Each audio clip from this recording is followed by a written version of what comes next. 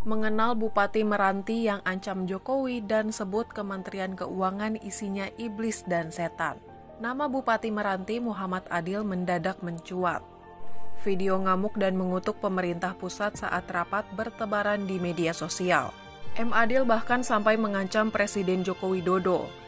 Dia mengeluarkan kalimat ancaman, "Apa perlu Meranti angkat senjata?"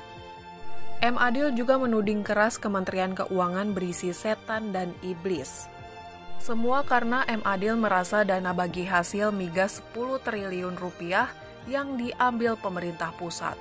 Apalagi pengalokasian DBH tersebut dianggap tidak adil dan transparan oleh pemerintah daerah. Dalam video viral tersebut, diketahui M. Adil hadir dalam Rakornas bertema respektif daerah penghasil berdasarkan UU Nomor 1 Tahun 2022 tentang hubungan keuangan pemerintah pusat dan pemerintah daerah.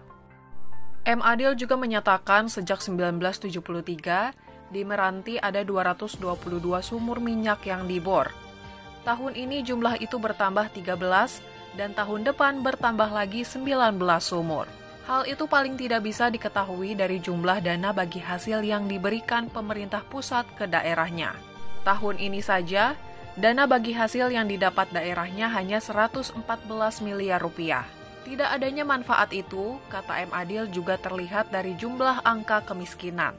Ia mengatakan di Riau tingkat kemiskinan tembus 25,68%. Dalam video berdurasi 1 menit 55 detik yang beredar di media sosial, Adil terlihat murka dan menyebut pegawai di Kemenku sebagai iblis karena hanya mengambil minyak di Kabupaten Meranti. Tapi uangnya dihisap oleh pemerintah pusat, dalam hal ini Kemenku. Ini orang keuangan isinya iblis atau setan. Jangan diambil lagi minyak di Meranti itu. Gak apa-apa, kami juga masih bisa makan. Daripada uang kami dihisap oleh pusat, ujar Adil. Siapa M. Adil? Muhammad Adil lahir 18 April 1972. Dia putra asli Meranti. Dia seorang politikus asal Riau yang saat ini menjabat sebagai Bupati Kepulauan Meranti periode 2021 sampai 2024. Sebelumnya ia menjabat sebagai anggota DPRD Provinsi Riau 2 periode, yaitu periode 2014 hingga 2018, hingga terpilih lagi periode selanjutnya yaitu 2019 sampai 2020. Namun di periode kedua ini, beliau hanya setahun menjabat sebagai anggota DPRD Provinsi Riau, karena beliau maju sebagai calon Bupati Kepulauan Meranti periode 2021-2024. Sebelum menjabat sebagai Bupati Meranti, dia merupakan politisi dari Partai Demokrasi Indonesia Perjuangan atau PDIP sejak 2022. Sebelum di PDI Perjuangan, M. Adil politisi PKB dan Hanura. Dia terpilih menjadi Bupati Meranti pada tahun 2021 hingga nanti pada tahun 2024. Dia memiliki seorang istri bernama Rinarni. Dari pernikahan tersebut dia memiliki 3 orang anak. Muhammad Adil ini bukan orang sembarangan. Dia merupakan keturunan dari Joko Lelono atau Raden Soleh.